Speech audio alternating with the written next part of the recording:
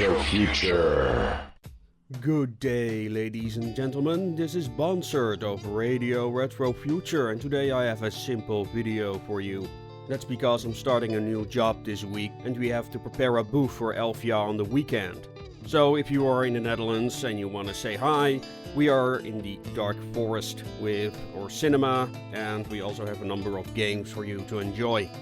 If you're interested in the topic of this video, but are more of a ready person, I'm going to post this in writing on my new website, radioretrofuture.com, so you can read it all in your own time. Bookmark our new web address and please let us know what you think. And with those announcements out of the way, let's continue to the central question of this video. Why do steampunk? It's a question that journalists in particular will ask you when they corner you on an event. What is it? What do you do?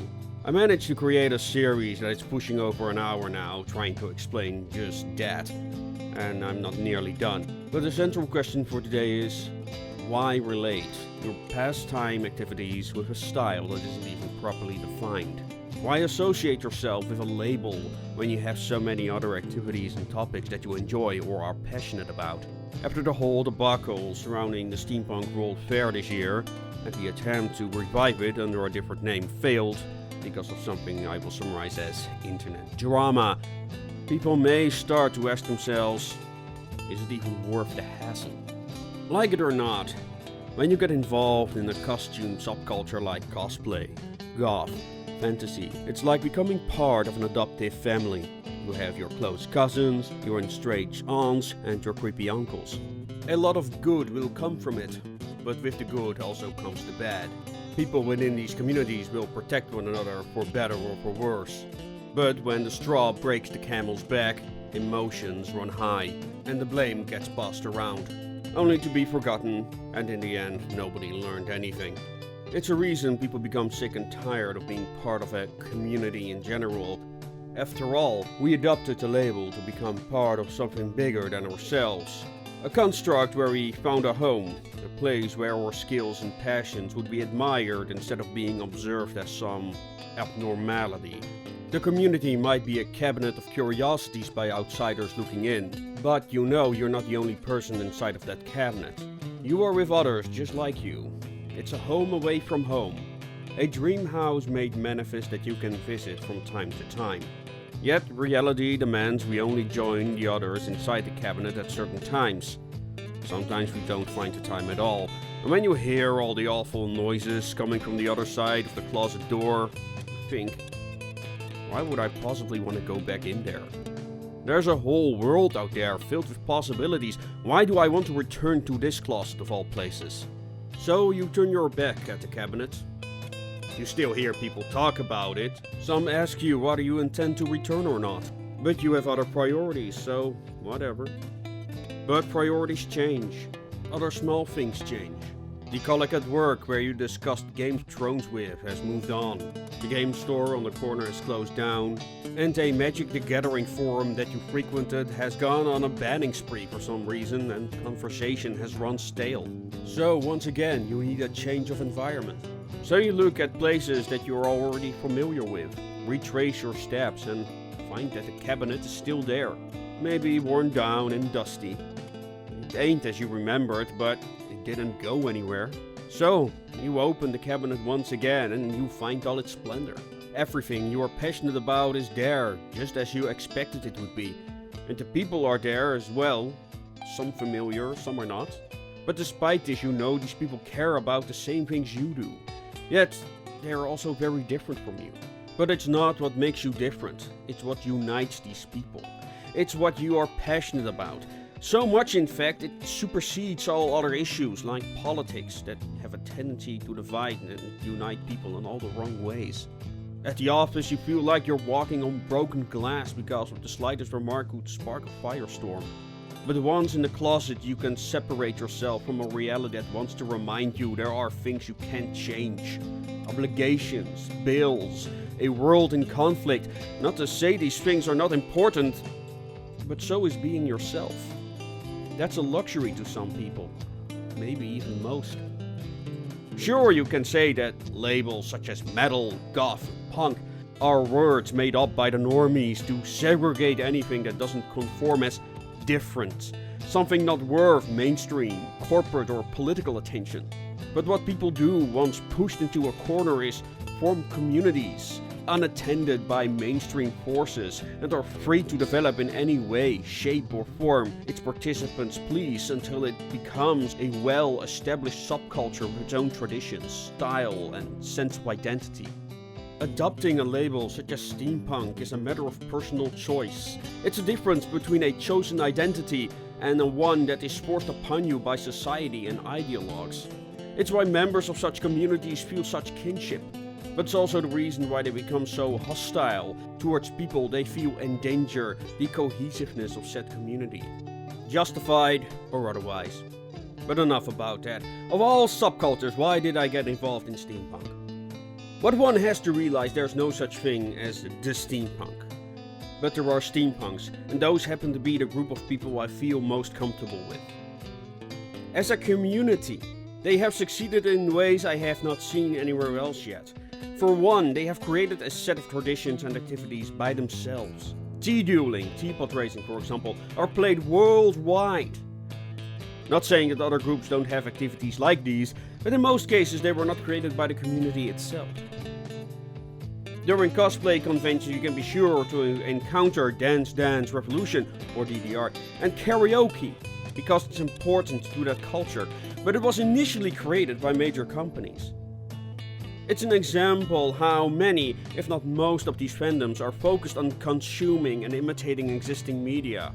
Trends within these communities are determined by those respective industries, not by the fandom itself. Every time I visit cons in the Netherlands with my friends, they ask us what franchises or costumes are based on, as if original costuming is an alien concept there. Don't get me wrong, this is not criticism, but a reason why I am not into cosplay. I am not fond of places that are all about merchandise. But if that is your thing, all the more power to you. It's also very clear that, especially in the States, steampunks love to express their fandom in costuming as well, but it often has that unique twist that is less about punking pop culture icons and more about reinterpreting those characters and tropes in different historical settings. Now these are 4 things I am very fond of: history, science fiction, making my own stories, and finally, immersion.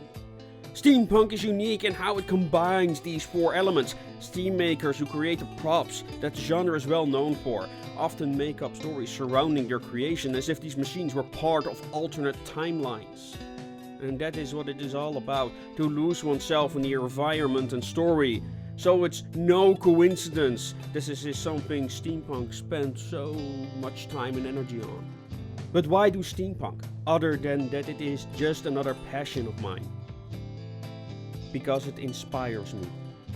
It inspired me to write my stories. It inspired me to start my first blog, Tupperware Steampunk, and create attributes to wear, but also to create an environment for me to live in.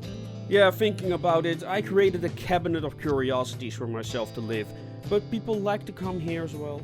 My cabinet attracts people who in turn become inspired and are working with me on my projects, like my Fallout-inspired audio drama and my theme group Ragtag. And then there is this channel. Steampunk helped me grow. As a maker, writer, blogger, vlogger, graphic designer, YouTuber, actor, these are all skills I barely possessed when I started out. Skills I probably would not have been motivated to teach myself under other circumstances. What I learned working on my projects is not to look at a challenge and say, I might fail if I try, or it will never look as good as that person made it. It's all about accepting a challenge and fail.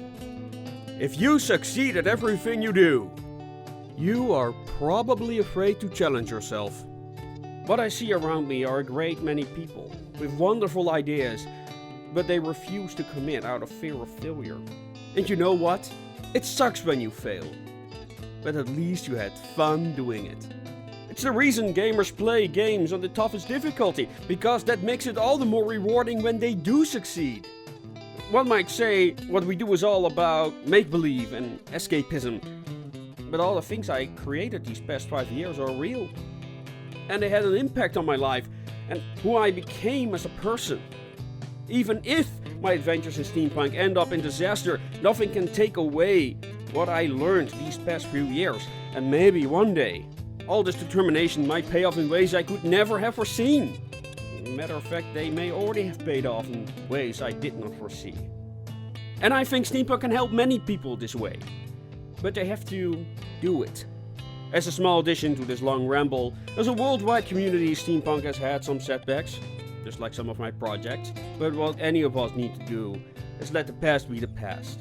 Just learn from it and move on. Too often I hear people talk about steampunk in a past sense. Wasn't it great when this or that? But when I ask them where they want steampunk to go in the future, then they are silent. This needs to change. We need to talk more what a community with so many creative people can achieve in the future. Stop talking about what the has-beens and work on a future that could never exist. Isn't that what steampunk was supposed to be about to begin with? This video may not have been the motivational speech I wanted to make, but hey, maybe this will inspire a shorter, more to the point video with actual work put into it. I thank you for listening to the end, and please let us know what passion inspired you to develop yourself. But before we sign off, I want to quickly thank my sponsors Steam Chest, the Groene Vee Absinthe and Steamy Wonders. And of course our Patreon, Jax Marek. Thank you guys for all your support. If you would like your name dropped or just appreciate what we do here on Radio Retro Future, please check us out on Patreon. www.patreon.com/radio_retrofuture. And with that, I'm gonna bid you adieu. And as always, make it your way.